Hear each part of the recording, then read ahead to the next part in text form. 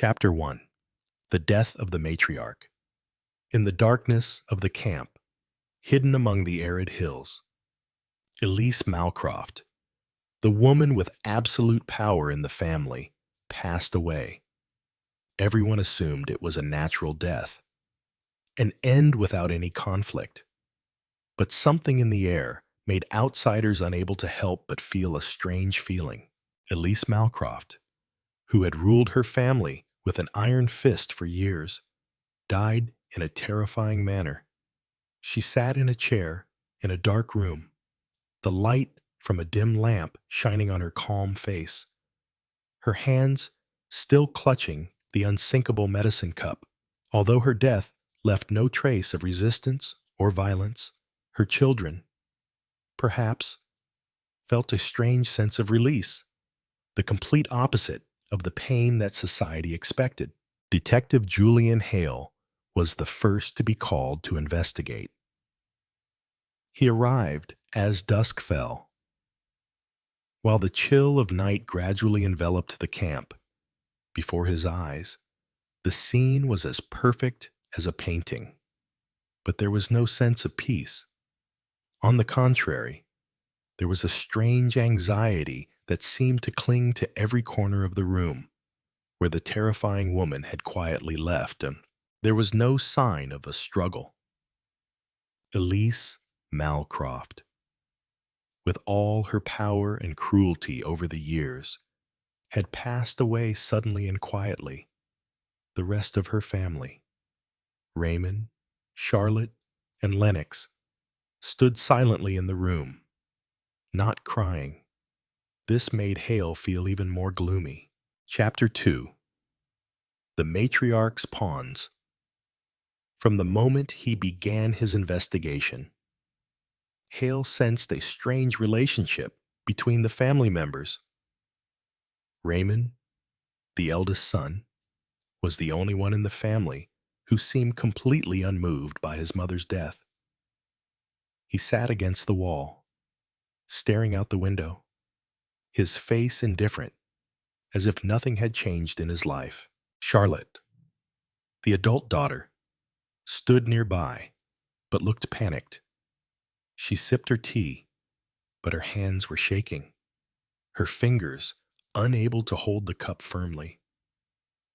She tried to smile, but Hale could see the exhaustion in her eyes.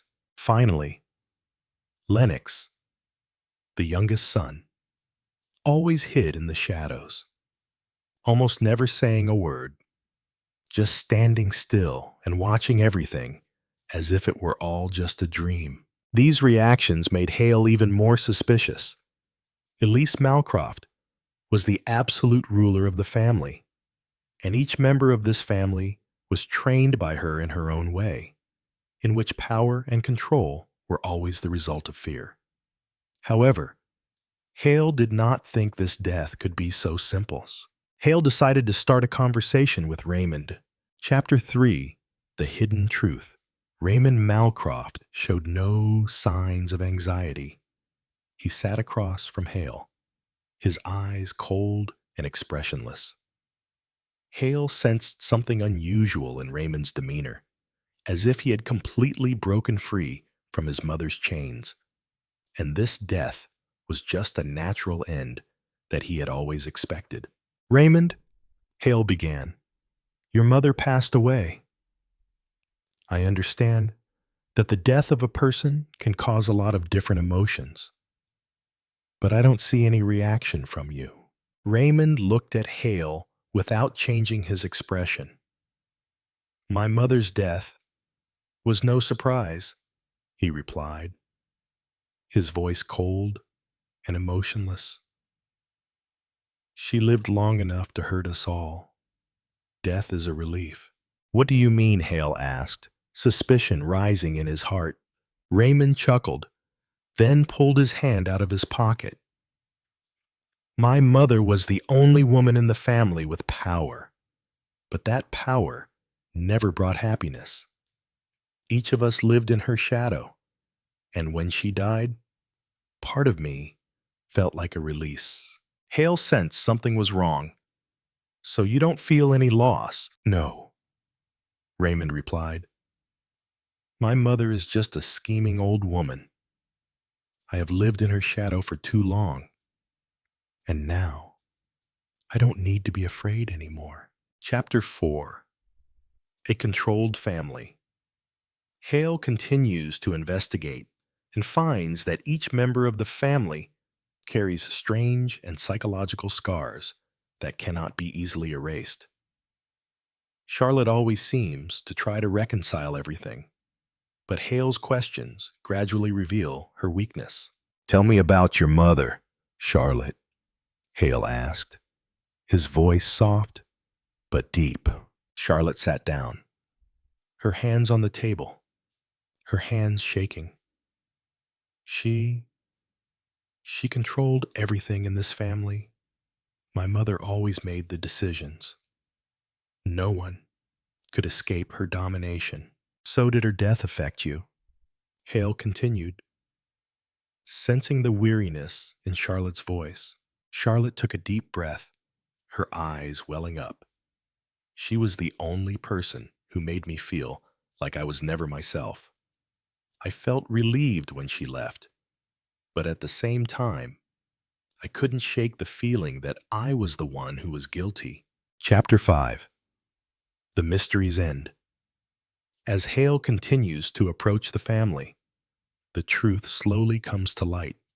Elise Malcroft's secrets and control have left a deep mark. Her death is not a simple ending, but the result of a life filled with secrets, broken relationships, silent decisions, and guilt that the entire family must carry. Hale then realized that it was this family's silence and lack of response that led to Elise's death. Haley understands that each member of this family's lives have been controlled by ghosts from the past. And with Elise gone, they face a new reality where freedom is no longer something they can easily grasp. Chapter 6. The Price of Silence. Section 1. Buried Secrets. Hale sat in the Malcroft family living room, his thoughts swirling around the story he had just heard from his family members. Elise Malcroft, the deceased woman, was not only a dominating matriarch, but also a nightmare that had plagued the lives of all her relatives. However, death and guilt were not the only things they had to face. In fact, for many years, this family had lived under a shadow of silence, where words were never spoken, and silence became a sin from which no one could escape. Hale began to put everything together. Elise not only controlled her children by creating invisible fear, but also controlled their minds and emotions, making every decision in the family have to be approved by her. No one in the family dared to speak out against her. No one dared to seek their own freedom. Raymond, the eldest son, spent years being held back by her, but his silence was the reason Elise was able to survive for so long. And when she died, Raymond could feel a sense of relief, but also guilt, because he had never really fought back against his mother. Charlotte, the eldest daughter, is the one who tries to keep the peace in the family, but she also carries with her regret that she was unable to free herself from her mother's control. Elise's death, though a relief, leaves her facing a deep anxiety about herself. Section 2. Making Way for Unspoken Words. Though everything seemed to have come to an end, Hale sensed that there was something left untold in the Malcroft family story. A secret they had kept hidden for years. Something that might explain the real reason Elise left. Hale decided to approach Lennox, the youngest son, who had never said anything during the investigation. Lennox was an extremely private person, always hiding in the shadows, never participating in family conversations or negotiations. When Hale asked about Lennox's relationship with his mother, he was met with silence. But this time, Lennox spoke, a faint breath, but strong enough to get Hale's attention. Did you ever think that, if I told you everything I felt about my mother, I would be a traitor? Lennox asked, his eyes filled with weariness and sadness. I never had a chance to live for myself, and when she died, I felt like I didn't know what to do with my life anymore. Hale looked into Lennox's eyes and understood that he was facing a great contradiction.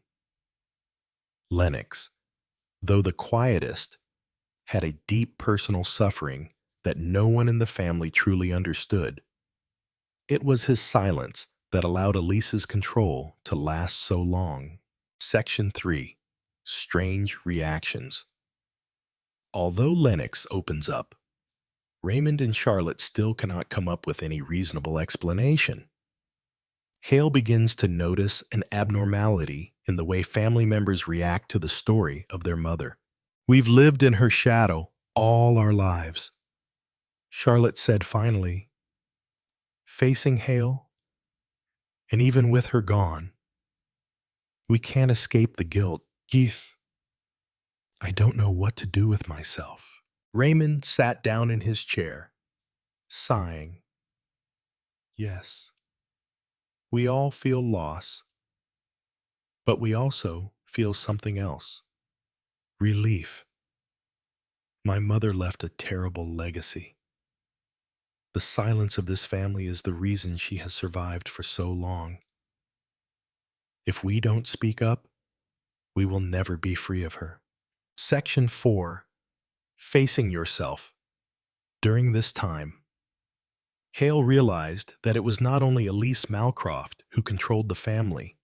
It was the silence of the family members that was the root of it all. Fear and psychological pressure prevented them from resisting her, but instead accepted the control as part of life. Freedom comes not only from Elise's death, but from the family members facing their own fears. A family that has been psychologically controlled for so long must now learn to live freely, without being haunted by the silence of the past years. Riley and Alice both sense this. They investigate not only Elise's death, but also how a family can be destroyed when silence is accepted as the norm. They are confronted with the cold reality that every family can have secrets, and if they cannot face them, those secrets will destroy them from within. Section 5. The Final Price. Ultimately, Hale concludes, Elise Malcroft's death was no simple accident. It was the result of a life lived in fear and control, and it was the silence within her family that led to her death being accepted so easily. Not everyone can live in the dark forever, Hale said as he left the Malcroft household. The truth must be told, or we will live forever in a society where each person is controlled by words that are never spoken. Hale stepped outside, the light of the setting sun illuminating his face. It was an ending, but also a new beginning. One of true freedom and learning to face the mysteries of life. Chapter 7. Unfulfilled Promise. Section 1. The Pressure of Freedom. After the death of Elise Malcroft, Riley and Alice continued to follow the Malcroft family, learning about how each member copes with change. The death of their cruel mother has brought freedom to the children, but it is not as easy as they thought. The long silence has left deep wounds, and freedom does not always bring joy. A new world must be built, but can those who have lived in the shadows for so many years truly start over? Riley finds himself at a crossroads where he must decide whether to continue pursuing the truth or let the Malcroft family emerge from the darkness on their own. Alice has always been on his side, but this time, she is unsure whether the family can heal the deep wounds they have endured over the years. "We can't protect them forever," Alice said, her voice soft but worried. "They have to learn to stand up and face their past." Riley nodded, looking at the documents they had gathered. "I know, but we haven't cleaned up the family yet. They have to face their own secrets if they want a new life." Section 2. Fragments of the Past. Although the family members have begun to make changes since Elise's death, the cracks in their hearts have not healed. Raymond still cannot face the guilt he has carried throughout his life. He had the opportunity to rebel, but was silenced by his mother's decisions. Charlotte, who has always tried to maintain peace in the family, now finds herself lost in a world without her mother's control. Riley decided to see Raymond again. He sensed that, deep down, Raymond still had not escaped the mental prison that Elise had created. They sat across from each other in the quiet room, so quiet that Raymond's sighs could be heard. "Raymond, you can't live in the past." Riley began. "You have the opportunity to take charge now and not be controlled by anyone."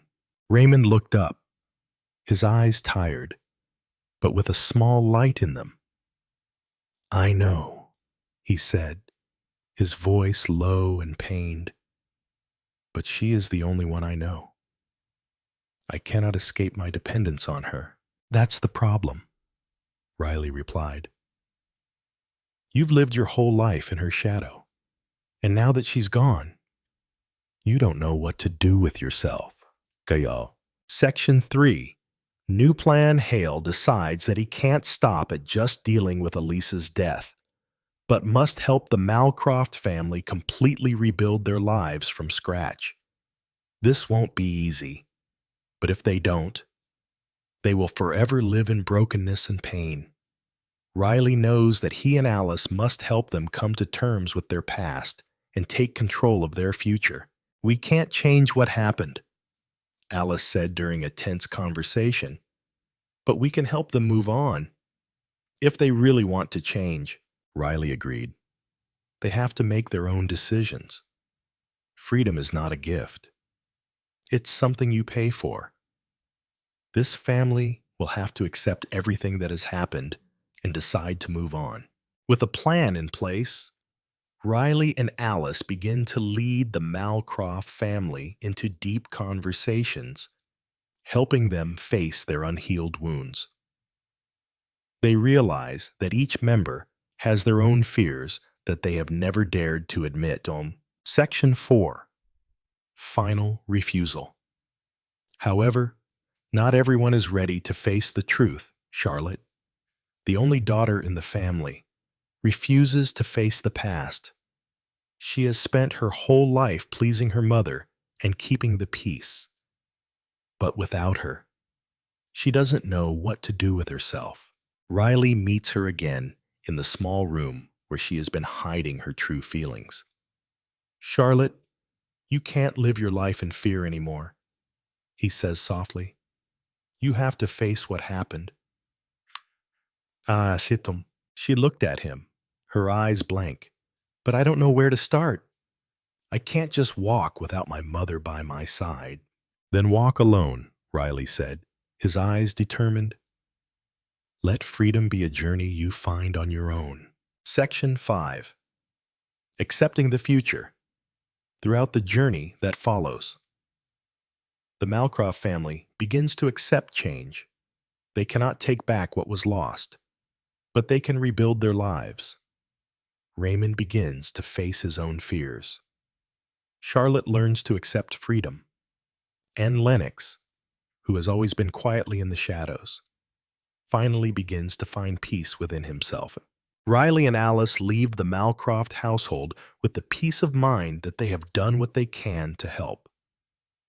However, Hale knows that the war is never truly over. Both will have to continue living in a world of powerful people and unrevealed secrets. Chapter 8. Facing Yourself. Section 1.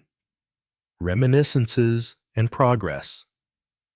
After leaving the Malcroft family, Riley and Alice can't help but feel a sense of emptiness. They helped the family step out of the darkness, but the price they paid still lingers within each member. Their story isn't over, and the freedom they helped the Malcroft family find isn't something that can be easily maintained. Riley sat in his office, the neon lights on his desk reflecting off the documents he had yet to process. Alice stood beside him, looking out the window, her eyes slightly tired, but she also knew that their work was not done. We helped them, Riley. But can they sustain this new life? Alice asked, her voice soft but thoughtful. Riley sighed, his eyes still glued to the Malcroft family photos. We did our part. But not everyone is ready to face the truth, especially when they have lived in the shadows for so long. Alice didn't answer right away. She understood what Riley meant, but she knew that the Malcroft family wasn't the only case. There were many families like them, people who lived in control and silence, and not all of them had the strength to break free. Section 2. The Truth Seeker. Over the next few weeks, Riley couldn't stop thinking about the Malcroft family and the questions that remained unanswered. Even though they had found freedom, could they really be resurrected after a long life of control and manipulation? One day, Riley receives a call from Sophie Harrington, their partner throughout the investigation. Sophie says she has uncovered a new trail of an organization that may be related to the Crescent Circle, an emerging but powerful organization in the global financial and political spheres. Riley had no doubt. The unease about the world they had just tried to save was rising again. He knew that the war was not over, and that hidden forces still existed, waiting for an opportunity to rise. We must continue. Alice, the darkness will never go away until we can truly destroy everything. Alice turned back to Riley, her eyes filled with determination. Yeah, but this time we will be facing stronger opponents. These underground organizations are not easy to defeat. Section 3. The Price of Power. Riley and Alice continue their investigation into the Crescent Circle, and gradually they begin to realize that the organization is not just a criminal network, but that it may be one of the most dangerous organizations they have ever encountered. The information Sophie provides them reveals that the organization has been secretly manipulating financial markets, politics, and even human perception. The organization is developing technologies that can control the behavior and thoughts of influencers, turning them into puppets in the hands of hidden forces. The people behind the Crescent Circle have created a technology that no one can escape. They want to manipulate reality, Riley said, as they delved deeper into the organization. Alice looked at the maps and data they had gathered. If they succeed, this world will become a place where every decision is predetermined. We will lose everything. Section 4. The Final Infiltration. Knowing that there is no time to hesitate, Riley and Alice decide to break into the Crescent Circle's main facility. Not only do they need to stop the dangerous technology the organization is developing, but they also have to face an unprecedented security system. This hack is not just about breaking a technological system. but also confronting forces they never imagined. We are facing a powerful and impregnable organization, Riley said, his voice filled with determination. But if we don't act now, we will let them control this world forever. Alice gripped Riley's hand tightly. We will fight together, Riley, and this time we cannot fail. Section 5. Decisive Confrontations. As they approach the heart of the Crescent Circle, Riley and also Alice realize that the organization has prepared for every eventuality. Controlled technology is not just a powerful tool that they can use to manipulate every decision. It is also a means of total control over reality. During a tense confrontation, as they were about to disable the control system, they were discovered. The Crescent Circle's automated systems began to react violently, and a decisive battle broke out between the two sides. Everything we have built will be for nothing if you don't stop. The voice of the organization's leader boomed over the loudspeaker. As he saw that Riley and Alice were about to take over the system. However, Riley and Alice did not hesitate.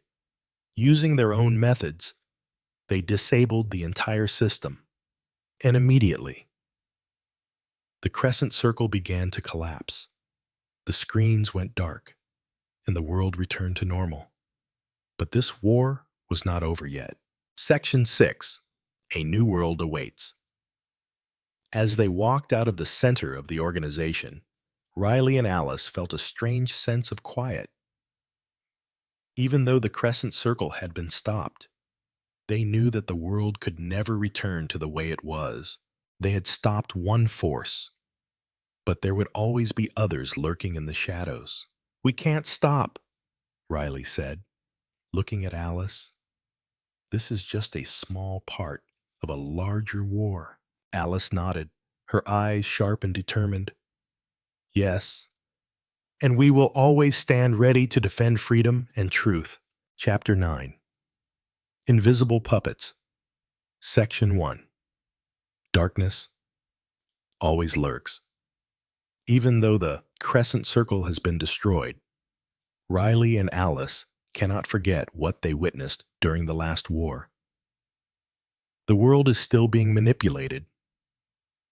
And even though organizations like the Black Hand and the Dawn Syndicate have been eliminated, none of them can be completely assured that the darkness will not return. Hale sat in his office, his mind reeling with unanswered questions. One of the most terrifying things about his investigation was the realization that organizations like the Crescent Circle weren't the only ones operating in the shadows. Other, less visible, underground forces were quietly pulling at the nerves of the world. We can't live in this obscurity forever, Riley tells Alice as they analyze the final reports from the investigation. We've fought these organizations, but can we really undo the never-ending control? Alice looked at him, her eyes unwavering. We will never stop finding the truth, because if we don't, the world will be manipulated forever, and we will have no power to change it. Section 2. Race Against Time. Riley and Alice know their work is not over. They have won the big battles, but hidden threats are still waiting to emerge. With the new information they gather, they discover that a larger, more powerful network is silently making moves across the globe. They receive word from Sophie Harrington, who has been working with them since the beginning. Sophie has discovered that an emerging organization called the Serpent's Coil, a shadowy alliance of businessmen, politicians, and heads of technology corporations, has begun rebuilding the tools of control. Riley, Alice, you must know that the Serpent's Coil plans to develop a new technology that will make everything we've done meaningless. Sophie warned over the phone. They are manipulating new technology, and if they aren't stopped, they could lead this society into a world where everything is controlled. Riley didn't have time to think much. We have to act now, Sophie. If they succeed, this world will become a giant prison. Section 3. Opening the dark door, Riley and Alice decide to follow the trail of the serpent's coil. They discover that the organization is secretly investing in large technology companies, preparing to deploy tools that can manipulate not only information, but also human thoughts and behavior. These companies have begun developing artificial neural networks that can control all human behavior and decisions without the need to use force. We have to stop this before it's too late, Riley says, as they access leaked documents about the serpent's coil. Otherwise, we'll be back where we started. A society where freedom and truth no longer exist. Alice nodded, her eyes shining with determination. We have destroyed many organizations, Riley, but a greater battle awaits. We will not let them continue to control this world. Section 4. The decisive infiltration. After gathering enough information, Riley and Alice, along with Sophie, plan to break into the Serpent's Coil headquarters in a major city. They need to break this network, stop the technology that this organization is developing before everything becomes too late. They infiltrate the Serpent's Coil data center with the help of cutting-edge hacking technology that Sophie has prepared. But when they approach the research area where new technologies are being tested, they encounter a team of armed guards. "We don't have time," Riley ordered. "We have to break this system immediately." Alice quickly took control of the situation, creating an escape route while Riley and Sophie continued to disable the control machines. They knew that if they were left to operate for another minute, the Serpent's Coil would be able to control the entire flow of society. Section 5. The truth revealed. As the system is disabled, the large screen in the data center lights up, showing the image of the head of the Serpent's Coil, a man named Marcus Vane, a man Riley and Alice have never met before. But who they now realize is the one behind all this machinations. "Riley, Alice, you can't stop us," Marcus said over the loudspeaker. "We've come too far to stop now. This world will be ours." "No." "Marcus," Riley replied, his voice cold, "you have had too much power, but it is time for you to pay the price." There was a loud explosion, and the system collapsed completely.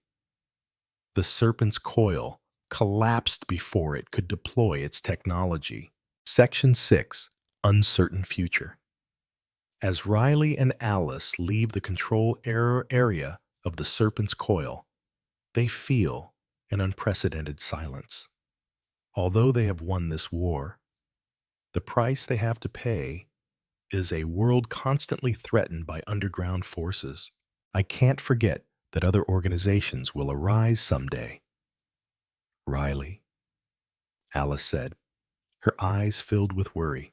"That's right," Riley replied. "This war is never over.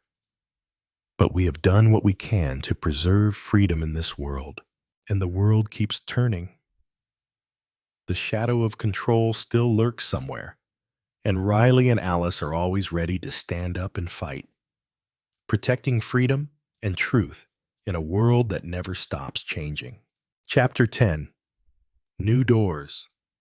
Section 1. Returning home in silence. After their break-in at the Serpent's Coil, Riley and Alice leave the dark research area where they witnessed a tense confrontation. But despite winning a great battle, they cannot help but feel incomplete. The Serpent's Coil is only one part of the dark web they are trying to break. They return to their office, the neon lights still illuminating the unprocessed documents. Alice sat down in the chair at her desk, tired but thoughtful. Riley, we've stopped a powerful organization, but that's not enough. Is it? Riley looked out the window, where the last light of dusk fell on distant buildings. No, Alice, the serpent's coil is just a fragment. But I know one thing: this world will always be in darkness, and only we can push back these forces. But if we stop?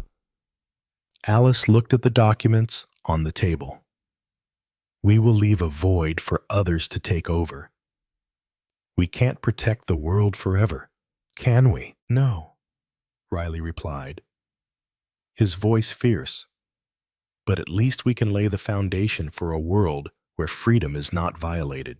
And Section 2, Opening a New Plan. That night, Riley couldn't stop thinking about the new technologies that the serpent's coil was developing. These were not just weapons to manipulate people, but tools of control that could dictate every action and thought in society. Although they had stopped the organization, the foundation of that control remained intact. Sophie, Riley called to her companion, we need to create a resistance force, an organization that stands up against all manipulation, not just from the serpent's coil, but from any underground organization. We can't do this alone, Riley, Sophie replied, her voice slightly worried. We need support from influential people, people who can help us build a global organization. We don't have time, Riley said firmly. If we don't act now, we'll let things get manipulated again. Section 3, The Hidden Link. Riley and Alice begin to plan a resistance force, but they quickly realize that they can't simply ask for help from politicians or big businessmen.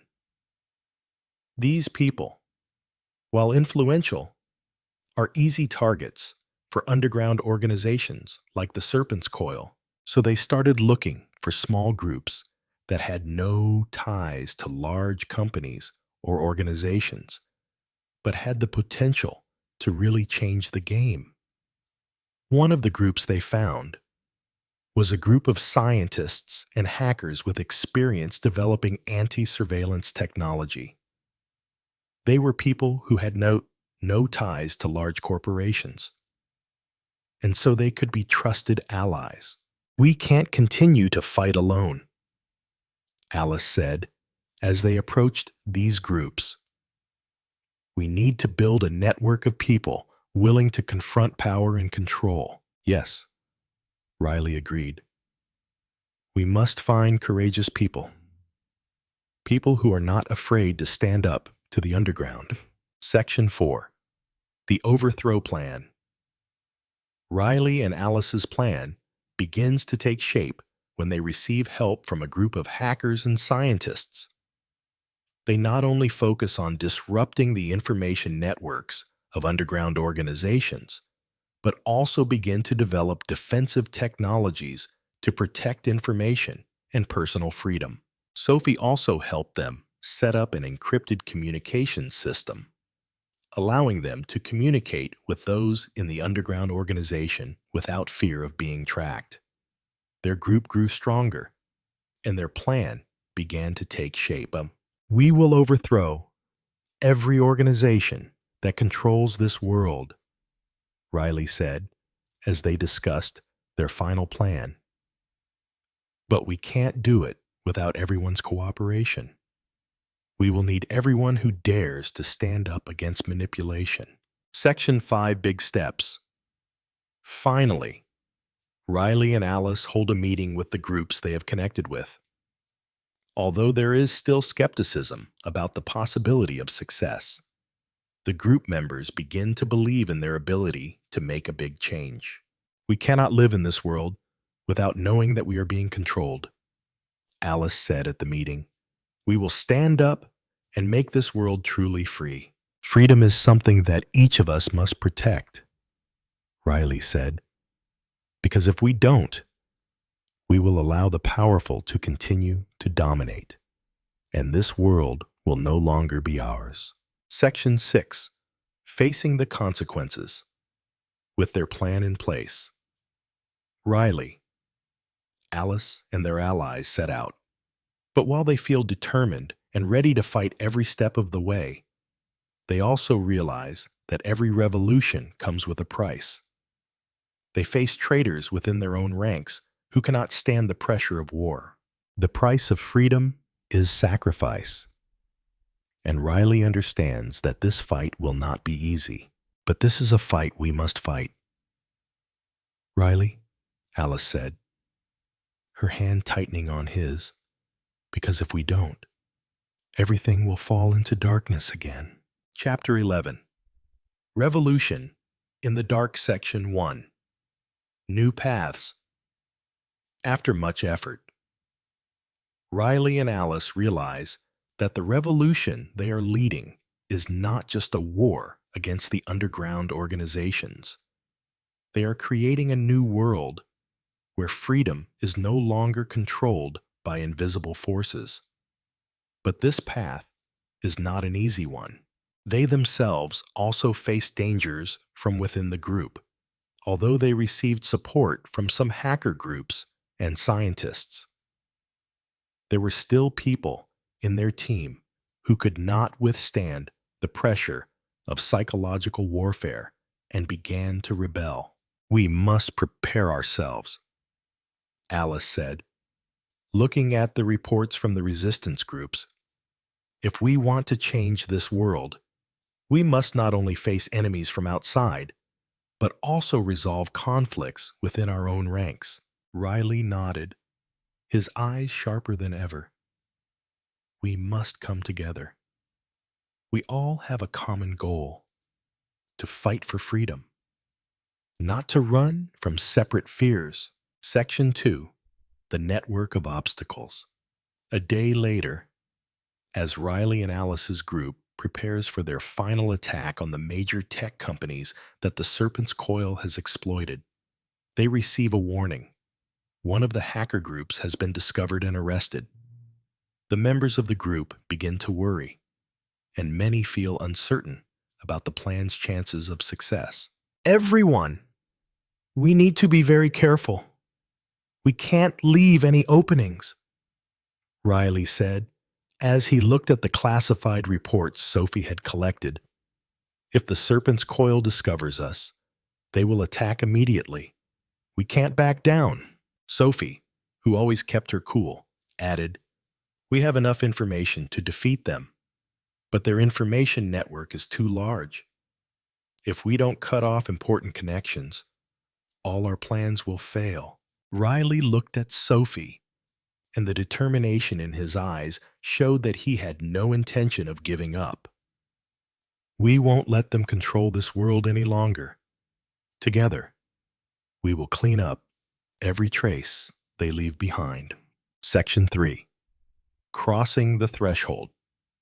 To carry out an attack on the Serpent's Coil system, Riley and his team had to overcome a series of security barriers. The security systems that this organization had built did not stop at encryption and intrusion prevention, but also controlled data in every cell of society. The team members not only needed to break the system, but also had to find a way to remove the manipulation of all the information that the Serpent's Coil had controlled. During a tense evening, Sophie finds a loophole in the system, and the group prepares to launch an official break-in. Riley and Alice stand on the balcony of a tall building, watching the streets under the dim light. They're not going to let us get away with this, Riley says. We have to be ready for a big fight. Alice looked at her watch, her eyes still filled with determination. But this time, we have to face the ones who control this world head on. And this time, we cannot fail. Section 4. The Break-In. With the help of hackers, Riley's team breaches the Serpent's Coil, his security system, and infiltrates the organization's main data center. The resistance team quickly gains control of key locations within the facility, but they are still nowhere near their main target. The Serpent's Coil's manipulation plan. We can't just stop at destroying their technology, Riley said, standing in the organization's control room. We have to stop the mind control scheme they're about to deploy. Alice nodded. We will shut down the entire network. No controlled technology can be developed or used. The break-in was tense as the screen on the wall lit up, and they saw the image of Marcus Vane, the head of the Serpent's Coil. Riley, Alice, you think you can stop us again? Marcus's voice boomed through the speakers. You don't understand. We created the future, and you're just cheating it. Section 5. Confrontation with Marcus Vane. We're not cheating. Marcus, we're protecting this future from people like you, Riley said, his voice firm.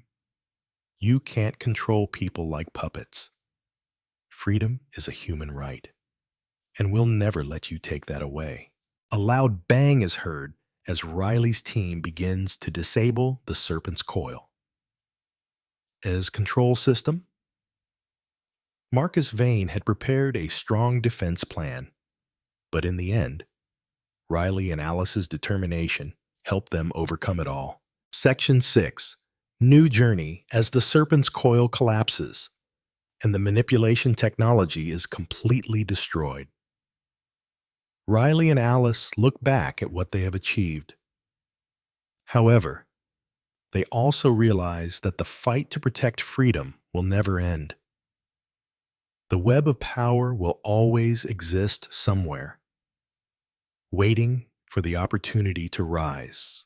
We've stopped a great power, but the world is not truly free yet, Riley said, as they left the Serpent's Coil base. Alice looked out the window at the sunset. We will never stop fighting, she said, for freedom and for future generations. And their journey never really ends.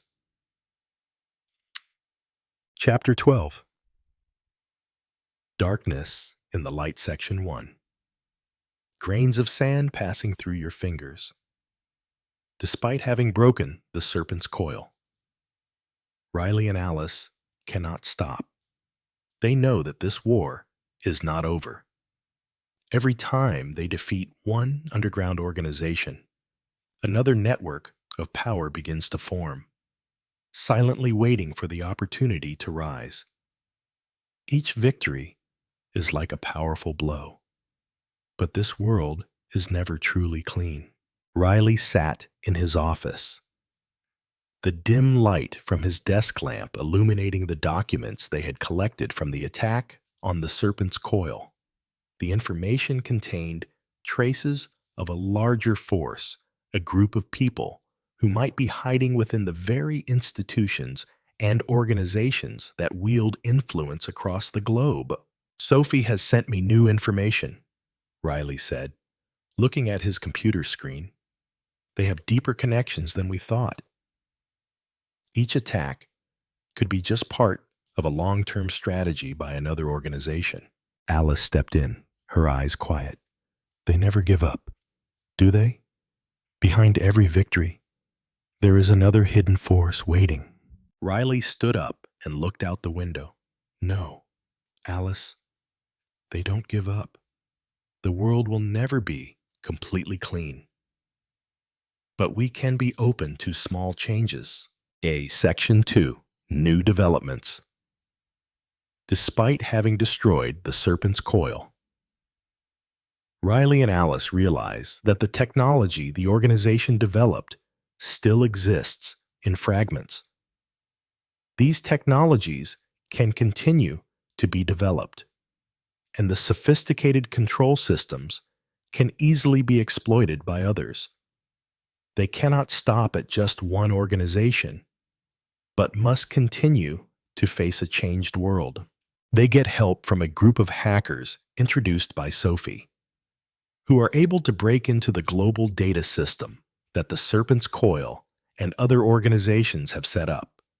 Their next goal is to find out what companies and financial institutions these forces have invested in.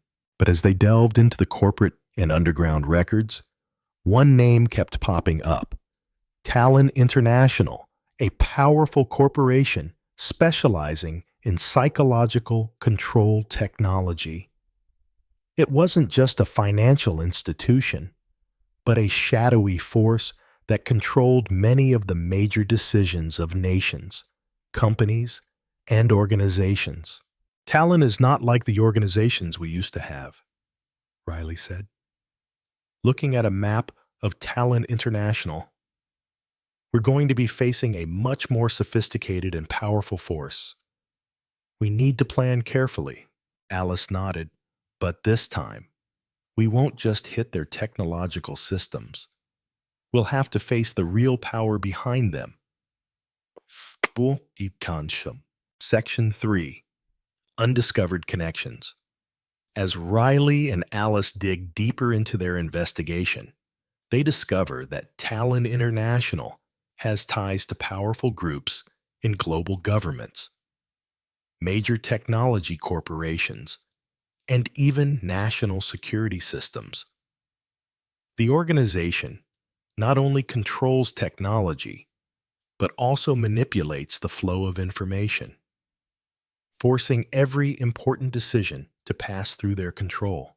Riley and Alice realize that Talon is more than just an organization. They are the invisible shadow that controls everything from behind the scenes. The leaders of Talon International never reveal themselves, hiding in the shadows of subsidiaries, political, and military organizations. But they hold the real control. Sophie, is there any way to start from the inside? Riley asked, as he and Alice began planning to break into Talon International's. Sophie mused at the screen. We can't attack a system so powerful without preparation. But I can help you get to a piece of the puzzle from the inside, someone who once worked for Talon, someone who betrayed them. We need to act now, Alice said, determination in her eyes. Talon gets stronger every day. They control everything. Section 4. Break in at the center. With Sophie's help, Riley and Alice plan to break into Talon International's headquarters. The facility is located in a high-rise building in Tokyo, protected by a highly sophisticated security system. Not only are there armed guards, but there is also a surveillance network and neural recognition software which can identify and manipulate the behavior of intruders. They were well prepared for this infiltration. Alice was tasked with disabling the surveillance system, while Riley and Sophie would go deeper inside to retrieve vital information. Breaking into Talon's data center was a risky mission, but they had no other choice. We can't fail this time, Riley said, his eyes sharp. If Talon goes through with their plans, everything will be for naught. Section 5. Facing Real Power. As they infiltrate deep into Talon International, they discover a secret control room where all global data is processed. Inside are top-secret projects that could change human history technology, that can control behavior, control thoughts, and even alter human perception. At this moment, a sudden sound rang out from the screen. Marcus Vane appeared again. Do you think you can break us again? The Talon are not the weaklings they used to be. We have become the real power, and no one can stand against us. Kinhashita. Riley looked at Marcus. his eyes devoid of emotion. We will not let you control this world. Everything you have created will be destroyed, and the world will be returned to the free people. Section 6. The End and New Beginnings. Finally, after a tense confrontation, Riley and Alice disabled the system and stopped Talon's projects. However, they knew that this victory was not the end. Talon's shadow still lurked, and there might be other underground organizations operating quietly. Riley and Alice stood on top of a building, looking out over the city in the light of dawn. "We did the impossible," Alice said, "but the most important thing is that they saw that we never gave up." Riley nodded. "That's right, Alice. Freedom never comes easy, and we'll always be willing to fight for it." Chapter 13. The Rebirth of the World. Section 1. New Traces. As Riley and Alice look back on what they have accomplished, they know that victory is not the end. Talon International may have been destroyed, but their footprints in the world still linger. They know that things have never been so easy, and that the world is not a simple system that they can change with a few victories. Other shadowy organizations will always find ways to cling to power and control society.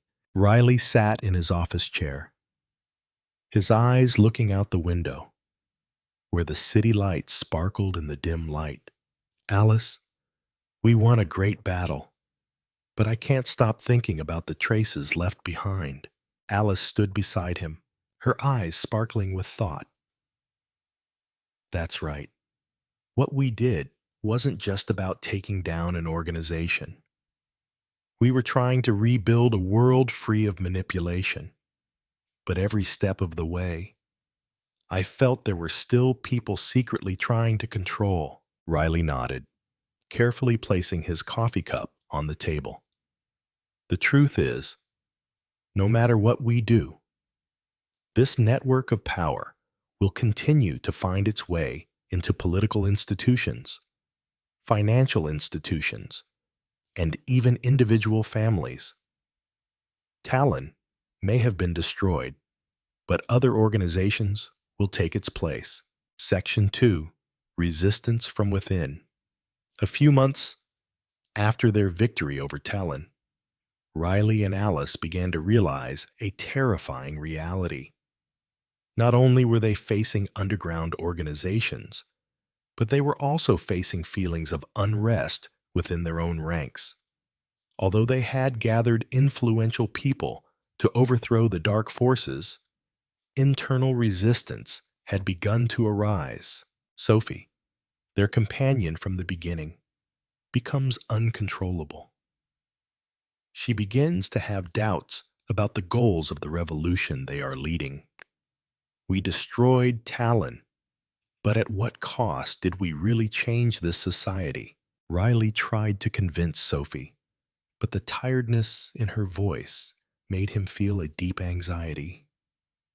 "We can't solve all the problems at once, but at least we're getting closer to the goal. If we don't keep moving, all the innovation will be meaningless." Sophie looked at Riley, her eyes filled with disbelief.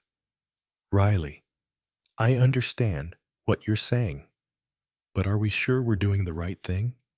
If we go too far, will we become the very authorities we once opposed?" Riley had no easy answers. There was an inevitable unease in his heart. Was this revolution turning into a new act of manipulation? Could they fall into the trap of power they had created themselves? Section 3. Facing the New Force. Soon, reports of shadowy organizations began to appear on the international news. A new network, though not as large as Talon or the Crescent Circle, was emerging. The United States, China, and the European Union had all begun secret discussions about controlling neurotechnology, the very technology that Riley and Alice had fought to stop. They realized that major nations are not only interested in economics, but also in controlling artificial intelligence and neuroscience to be able to manipulate behavior. This means that Riley and Alice's struggle is never over. We can't just deal with one organization, Alice said, as the two analyzed the data they had gathered. We're facing a global change, and this technology can be used by governments, large organizations, to control the entire world. Riley stood up and walked over to his desk, his hand brushing over the photos of the resistance members. We have a decision to make. Do we continue to fight and defend freedom, or surrender to a manipulated world? Section 4. Creating New Connections. Riley and Alice decide they can no longer fight alone. They begin building a global network, bringing together individuals and organizations with the same goal of protecting freedom and ending control. They join forces with researchers and ethical leaders in the technology field, determined to develop new solutions to fight the hidden force. We have to create networks of protection, Alice said, and use technology to create a system of freedom rather than control. Riley nodded. That's right. If we want to change the world, we have to start with ourselves. We will create a future where true freedom exists, not from manipulation, but from choice. Section 5. New Journey as they prepare to enter a new phase of the war. Riley and Alice must not only face hidden enemies, but also question their own goals. They have created a revolution, but can they hold on to their original ideals? However, Riley understands that this fight cannot end. Change is inevitable, but freedom is something they will trade and protect to the end. We will fight to the end. Alice, Riley said, looking out the window at the night. For freedom, for truth, and for future generations. Chapter 14. Footprints in the Dark. Section 1. The final piece. Riley and Alice, after their great victories, are constantly faced with the fear that the world they are trying to protect is still being controlled. Although the Serpent's Coil has been taken down and the organization no longer exists, the manipulation still exists silently. A new wave is rising, but it is not an organization that is easy to detect. From the confidential documents they collected, Riley and Alice discovered that power networks exist not only in financial or technological organizations, but also in political systems and social cultures. The leaders of these organizations are not only manipulators of technology, but also control the cognitive platforms themselves. Riley sat in front of his computer screen, the glow from the files making him feel like he was about to find the last piece of the puzzle.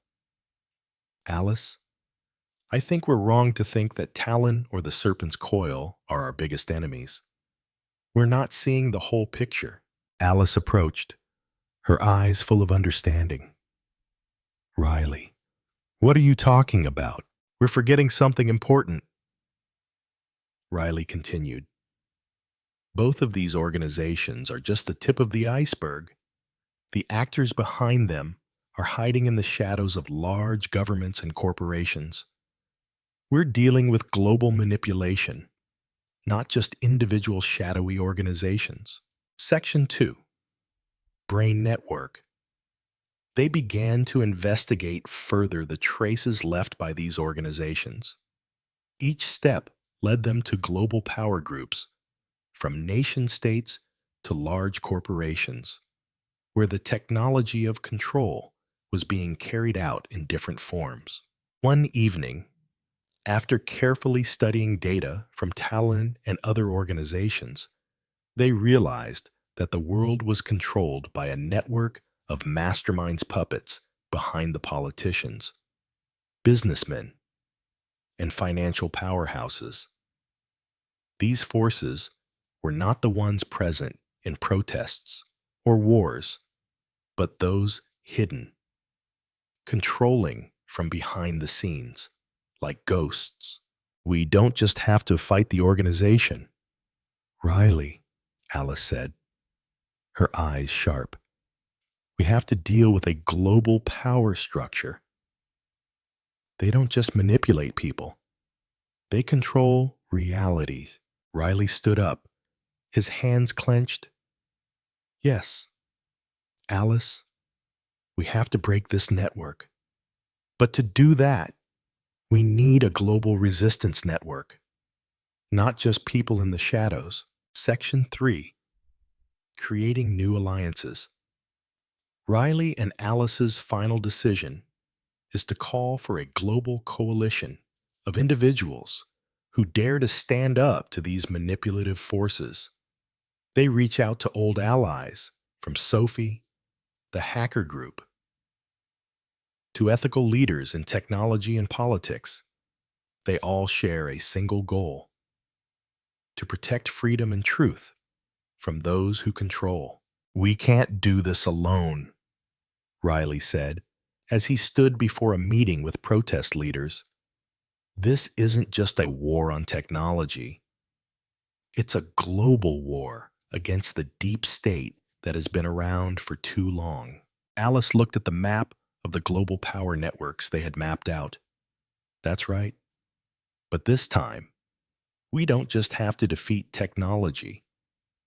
We have to break the entire system they've built over decades. Section 4. First steps. The resistance alliance that Riley and Alice created begins to spring into action. They begin to attack the financial systems and political networks that the Serpent's Coil has built. But this time, they must also create new connections, finding a way to take back control from the hands of those who manipulate the world. One of their strategies is to develop a new encryption system that will allow people to transmit information without fear of being monitored. But the biggest problem remains how to break the control that these underground organizations have attached to governments and global corporations. We have to find a way to keep the flow of information unimpeded, Alice said as they discussed the plan. Otherwise, we'll just keep going in circles. Riley agrees. We can't change the world without the freedom to share information. The systems we build have to break down barriers. Section 5. The decisive confrontation. As Riley and Alice's resistance group began to launch decisive attacks on financial and political institutions, they realized that real power lay not in the deep state, but in the minds and perceptions of individuals. They began to clean up the systems from within, helping people understand the power of freedom of information and freedom of thought. However, they cannot do this without paying a price. The Serpent's Coil's attacks on major corporations and political networks have caused strong resistance from the powers that be.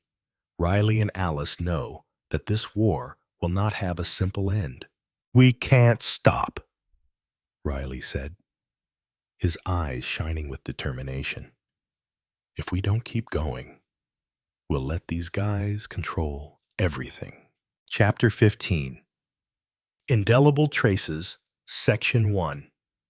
Facing the New Reality.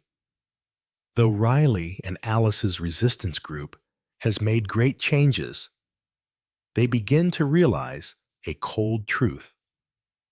Every victory marks a setback in the war against global power.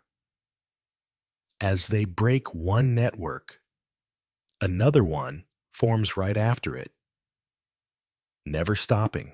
After a tense meeting with the key members of the group, Alice looked at Riley. Her eyes filled with worry. Riley, every time we destroy an organization, we discover something new and more dangerous. How can we stop this control when those people keep finding ways to hide? Riley looked out the window, where darkness had fallen, covering everything. Alice, we can't fight by destroying piece by piece anymore. We have to end this network completely, create a new system, a world where true freedom can exist. Alice nodded, her eyes sharp. We must destroy all hidden connections.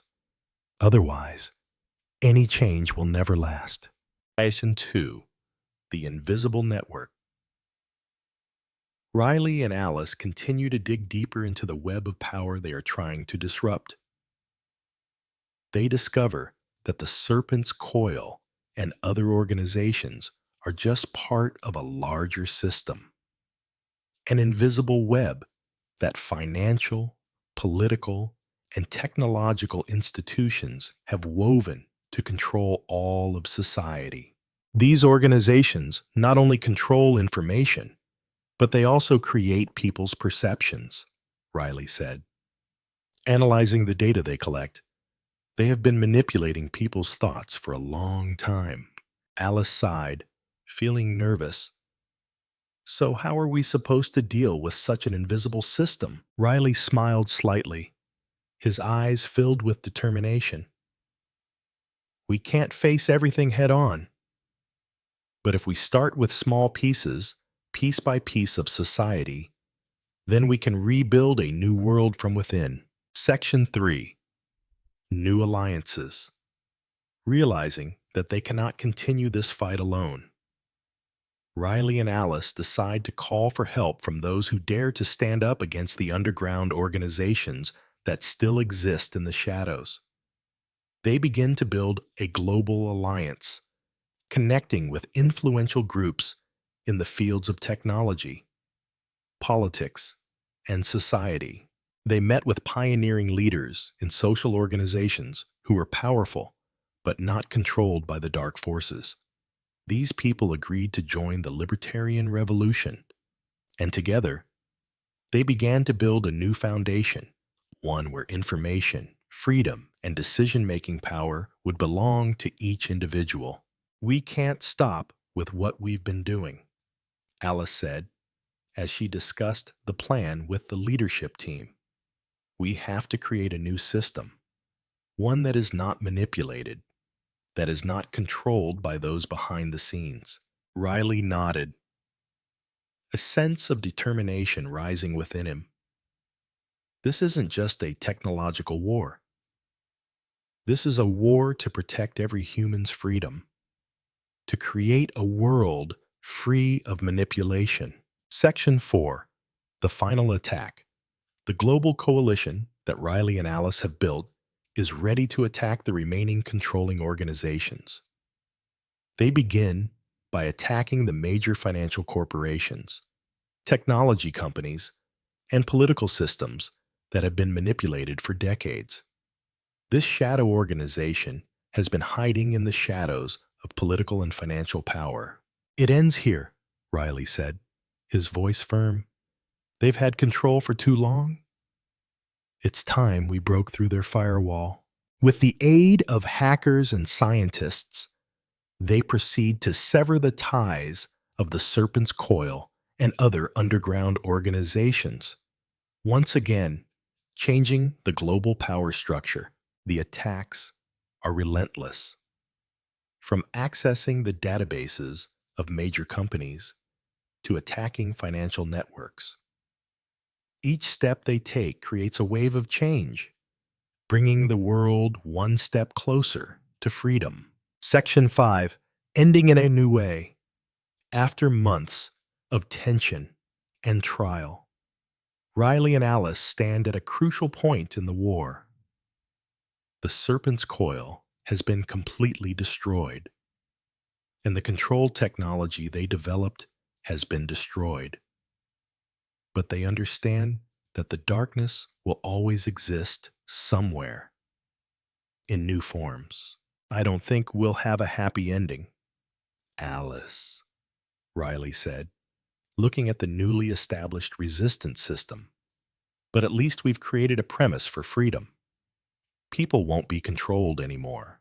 Alice looked at the big picture of the new world they were building. That's right.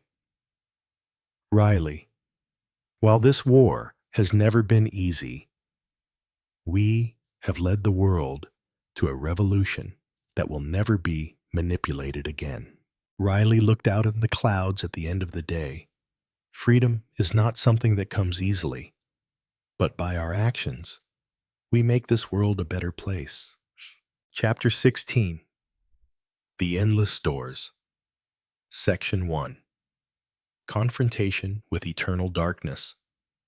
Despite achieving major victories and destroying the Serpent's Coil and the underground organizations, Riley and Alice begin to realize a painful truth no matter how many battles they win.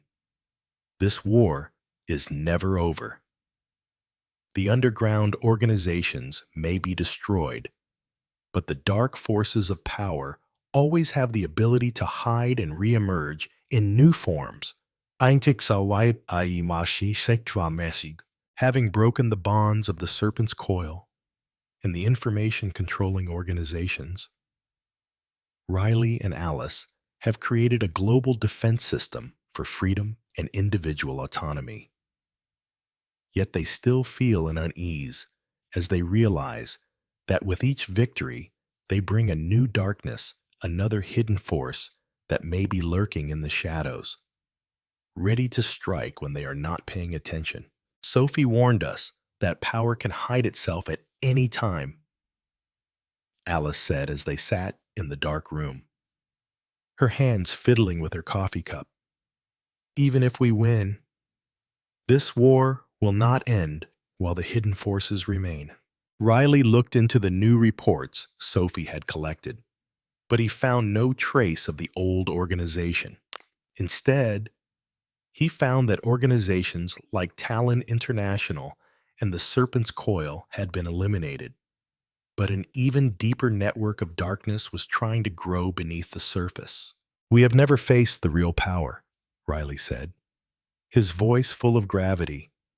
The manipulators are not from the old establishment, but people hiding in government agencies, corporations, and even religious organizations. They control it all. Section 2. Analyzing traces, Riley and Alice begin to investigate further into the unseen shadows. Sophie continues to provide vital information from the hackers and the hidden connections they have discovered. What they find brings them face to face with a terrifying reality. The global power network is not only manipulated by technology corporations or financial groups, but also closely linked between powerful organizations within countries. We used to think we were dealing with the people behind criminal organizations, but now we see that the real power lies not outside of society, Alice said as she looked over the maps and classified files they had collected. They control from deep within political institutions and even use countries to carry out their covert plans. Riley agreed with Alice. That's right. These forces have hidden themselves in the layers of power. They not only exploit technology, but also control the thinking of entire societies. We must find a way to break all these links. Section 3. Global Alliance. To combat this global manipulation, Riley and Alice realize that they need to forge a stronger alliance than ever before. The resistance coalition they have built must spread across the globe, connecting with moral leaders, scientists, and influencers to confront the organizations lurking in the shadows. Riley knows that this war is not just a technological war, but also a cultural war, where the underground organizations have built a system of thought control through information and communication networks. They need to free people from this manipulation. We don't just need to fight technology anymore, Alice said, as the two discussed their plans. We need to create a cognitive revolution, helping people realize that they are not puppets in the hands of these forces. Yes, Riley agreed. This war is not just about defeating the underground organizations, but about freeing individuals from manipulation. They don't realize they're being manipulated into. We must create a foundation of freedom and self-determination for all. Section 4. Breaking into the center of power, knowing that time is running out. Riley and Alice decide to launch a new attack on the most influential underground organizations in the global power network. Their goal is not only to disrupt technological systems, but also to strike directly at the people who control everything from behind the scenes. To do this, they need to penetrate the nerve centers of the underground organizations, the technological facilities, and information networks that the manipulators use to control the actions of individuals and society.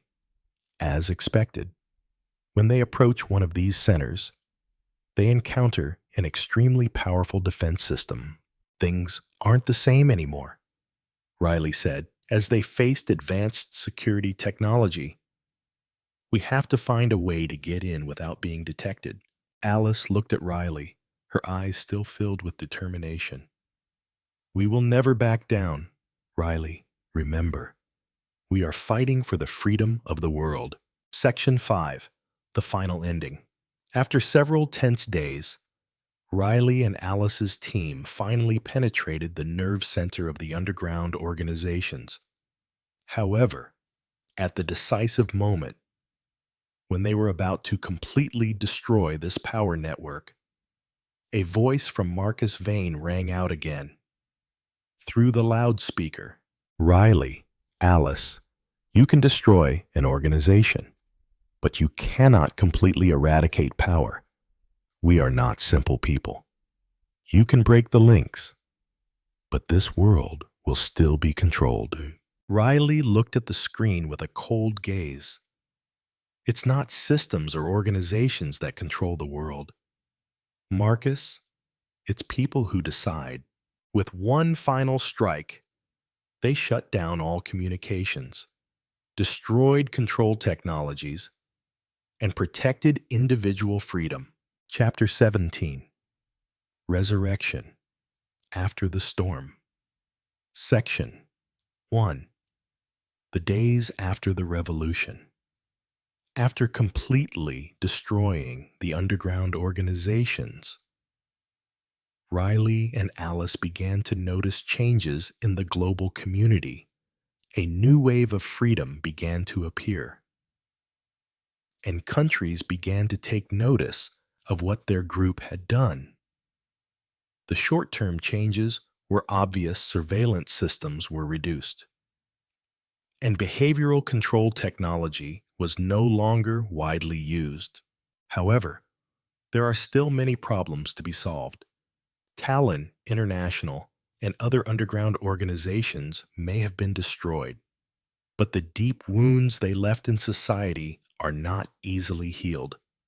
The vast powers they created still exert significant influence over every aspect of technology, economics, and politics. Riley and Alice understand that the system of freedom they have just established is still young, and they must protect it from potential threats.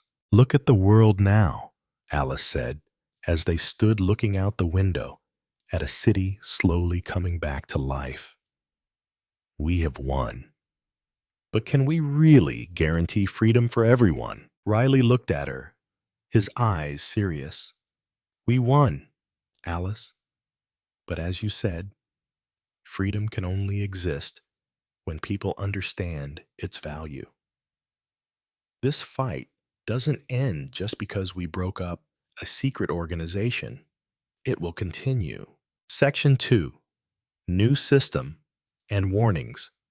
Riley and Alice set out to develop a new global defense system, aiming to create a network of freedom that cannot be manipulated. They connect with leaders, social organizations, technology experts, and strategists in each country to rebuild a world without surveillance, where each individual can decide their actions without fear of being controlled. However, while they slowly settled into a stable process, Marcus Vane and those behind the underground organizations were still secretly planning to regain power. They were aware that the control of the Serpent's Coil and other organizations had been broken. But they still had followers from the shadows. "We're going to have to deal with the old shadows," Riley said, as he received news of signs of a revival in underground organizations. They don't give up easily. This is when we need to reestablish our protections. Alice looked towards Riley, her eyes showing determination. "We will not let this happen. This war will not end until there is no more darkness." Section 3. New Alliances. The next step is to build global coalitions, including not only political leaders, but also technology developers, social activists, and influential people in international communities. Their goal is to create a protective network that helps maintain information freedom and personal liberty around the world. This protection cannot be limited to a few countries or groups of people, Alice said as they began the talks. "We must create a global platform where everyone has access to information and independent decision-making." Riley nodded. "That's right.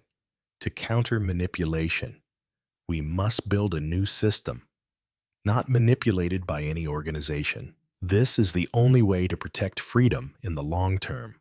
Section 4. Dealing with Resistance.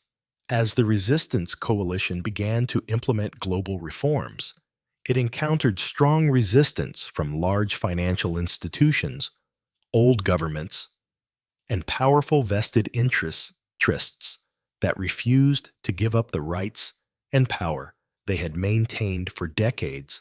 "We can't let them control this system," a major national leader said in a meeting with Riley and Alice. "We need power to maintain stability. You can't just cut out all the existing systems for the sake of freedom." Riley looked at the leader, then at Alice. "Freedom is not something that can be compromised. We can no longer control people's behavior.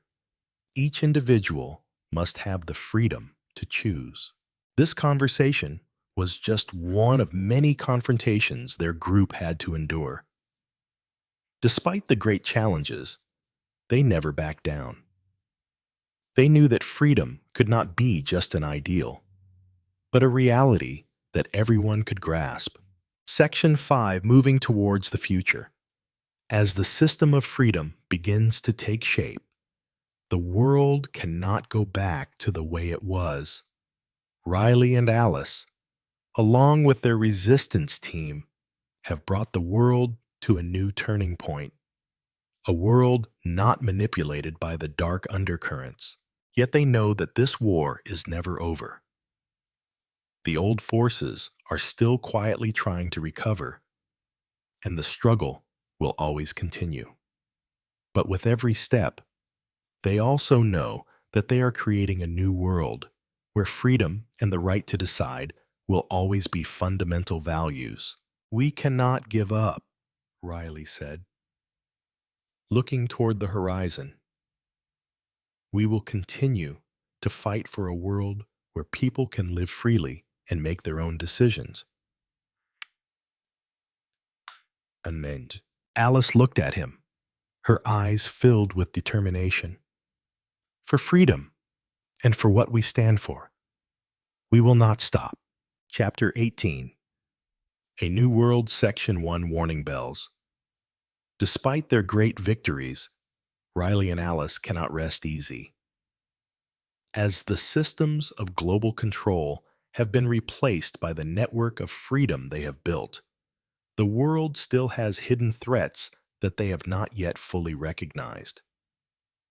This network is not only technological and financial, but also cognitive manipulation. The freedom they have defended is now not just a right, but a constant struggle to maintain independence for every individual. One day, while working in the office, Riley receives an alert from Sophie. She reports that they have discovered traces of a new underground organization probing for vulnerabilities in the freedom network they have just built. A new organization is hiding behind the guise of legitimate businesses, Sophie said by phone. But we have discovered they are using new surveillance tactics that could potentially manipulate public opinion and control important decisions. Riley sat up straight, his eyes sharper than ever. We can't let those guys come back. Otherwise, everything we've done will be for nothing. Alice nodded, looking towards Riley. We have to face these threats immediately. They can't have a chance to come back. Section 2. Attack of the Underground Forces. After receiving information from Sophie, Riley and Alice immediately began to investigate further. They realized that these forces were not simply criminal organizations, but a network of power hidden under the guise of technology companies and heads of large corporations.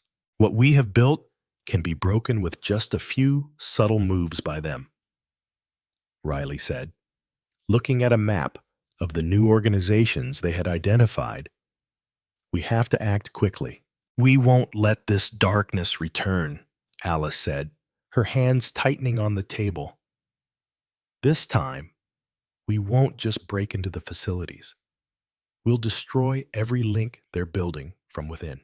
They decided to launch a full-scale attack, this time targeting not only the technology network, but also the financial institutions that these underground forces were using to control the world. Section 3. From Freedom to Control. Riley and Alice's attack is more than a simple technical hack. They use advanced tools from the resistance network they have built to disable the control systems that the underground organization has embedded into the entire social structure. Every step they take is a direct confrontation with the underground forces. They are not just attacking the banking system, but also the giant companies that are trying to build uncontrollable surveillance networks. With each attack, they break down each layer of protection, each hidden connection that the social manipulators have built. In a meeting of the resistance leadership, Riley looked at all the members, his eyes determined. We cannot let them regain control. We must stop them at their own base, before they can make their next move. Alice nodded, the determination in her eyes leaving no room for doubt. This time, we won't stop at just destroying the organizations. We must expose the entire system they've built. No more darkness can exist. Section 4. New Strategy. After hacking into the financial and technological systems of the underground organization, Riley and Alice realize that technology is no longer the only tool of control. Manipulators now use more sophisticated psychological strategies to control people's behavior. This forces Riley and Alice to change their strategy. We can't continue to focus solely on technology, Riley realized. If we want to truly protect freedom, We need to build a psychological strategy, a new information system to free people from manipulation. Alice looked at him, understanding that this was a major turning point in the battle. We will create a free platform where people can actively choose their information. This is the only way to end the control of these underground forces. Section 5. Opening the door to the future. With a new strategy, Riley and Alice's resistance group began to build a global platform for free information.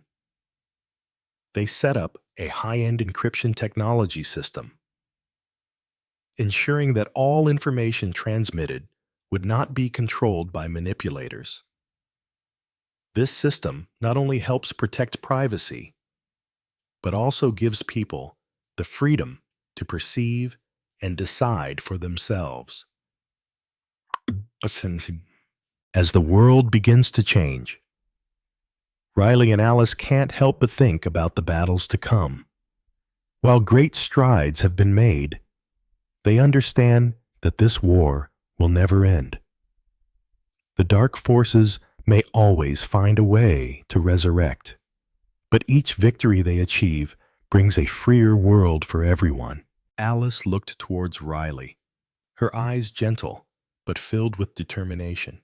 Riley, we have built a new foundation, but we must always be vigilant. This fight is never over. Riley smiled, the light from the sunset illuminating his face. That's right, Alice. Freedom is never easy to defend. But with each passing day, we bring this world closer to the truth. Chapter 19. The Fire Reignites. Section 1. The Fading Flames. Although Riley and Alice have achieved many victories in their fight against the underground organizations, they realize that the world they are trying to rebuild is still very precarious. The network of freedom they have created may protect those who seek freedom, but underground powers are always capable of regenerating within the social classes. Although they have protected freedom through encrypted information systems and global resistance systems, there are still traces of power that they have not been able to break. The old underground organizations no longer exist, but the people behind the new underground organizations are quietly manipulating financial resources and political decisions. We can't put out fires in the dark, Riley, Alice said as they stood looking out into the sunset. Every time our system grows stronger, another fire burns silently in the dark territories. Riley stood still, an indescribable feeling in his heart. That's right. This war is not an end, but a beginning. Every victory we have today is just a small step forward. Section 2. Facing the New Threat. As life seems to be slowly returning to normal, a new infiltration is taking shape in the shadows. A new financial network has emerged, with no clear name or footprint, but underground transactions suggest that a powerful group is using financial power and information technology to create a new form of control. Sophie, after discovering these traces, sent a warning to Riley and Alice. You cannot relax. An organization is starting to resurface.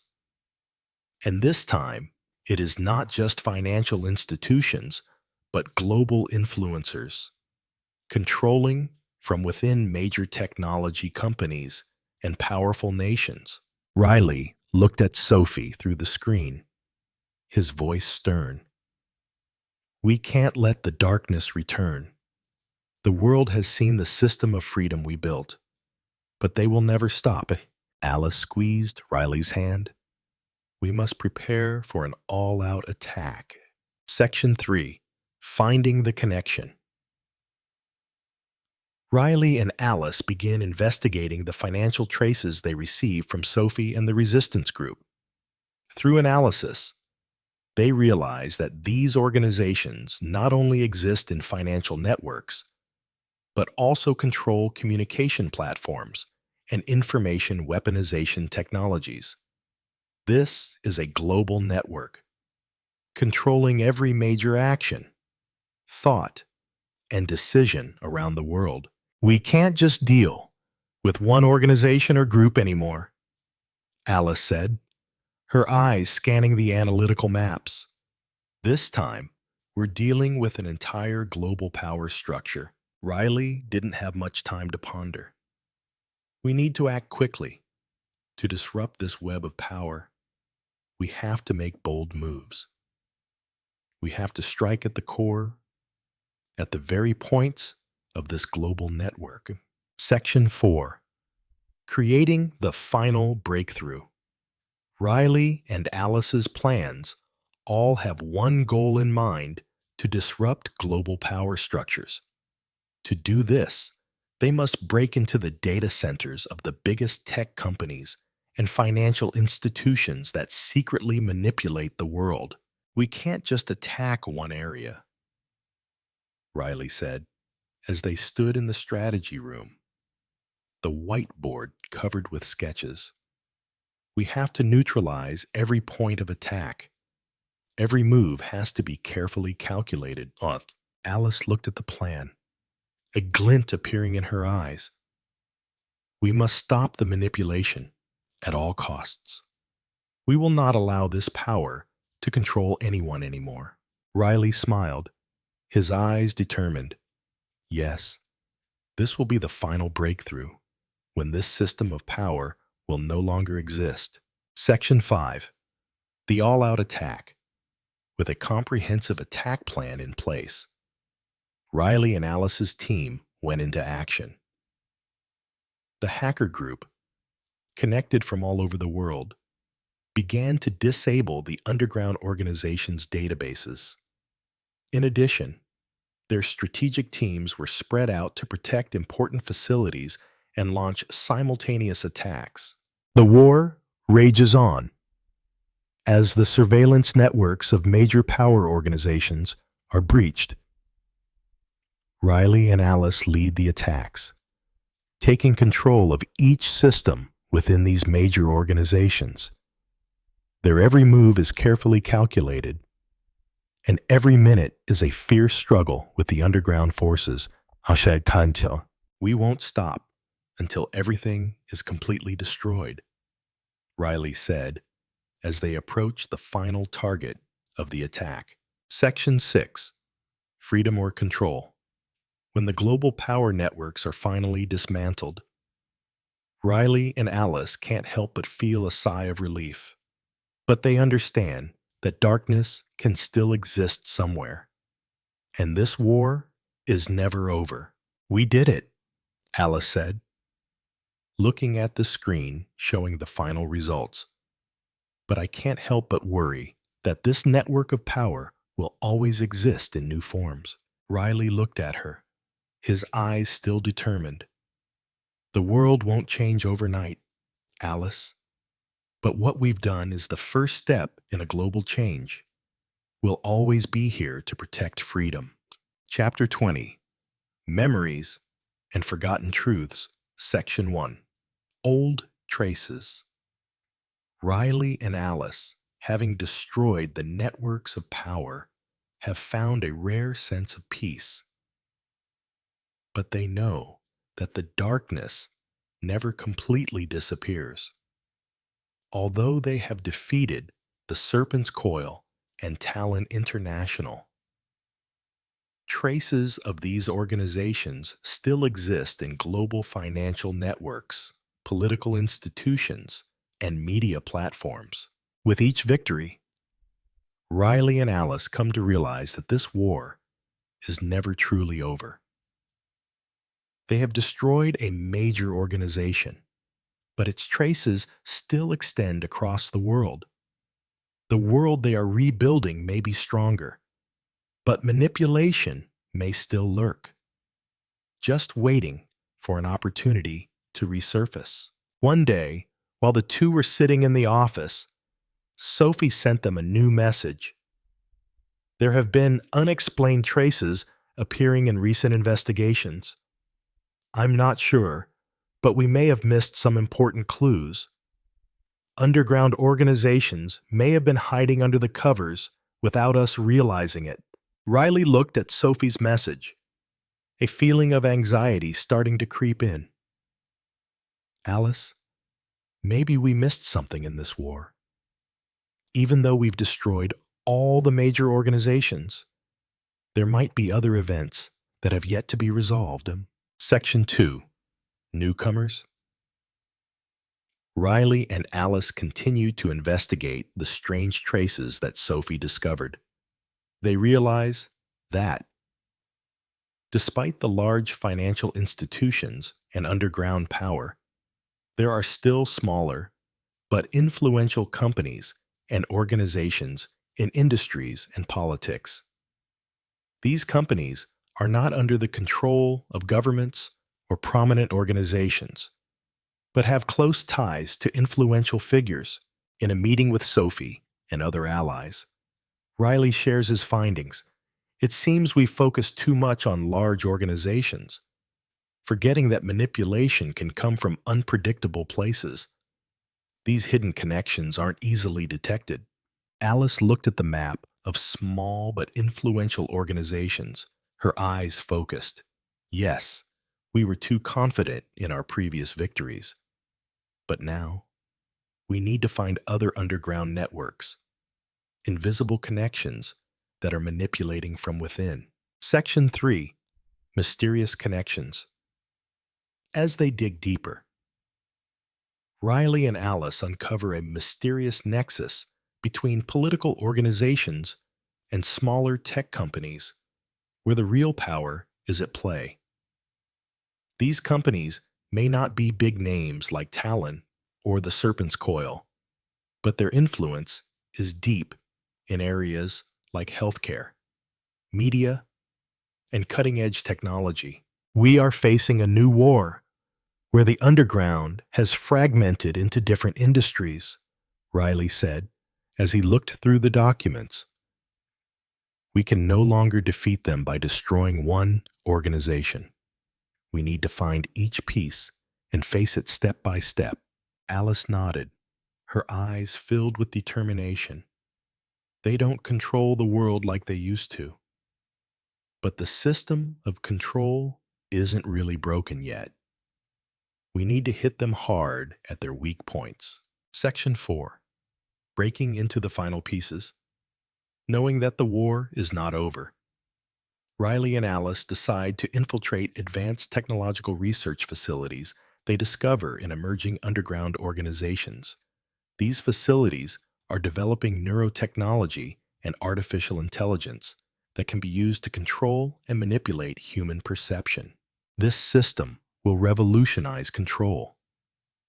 If we let them continue to develop, everything we have done will be for nothing, Alice said, her voice determined. Riley agrees. We cannot allow these technologies to be developed and used. Protecting freedom remains our priority. Section 5. Final decisions.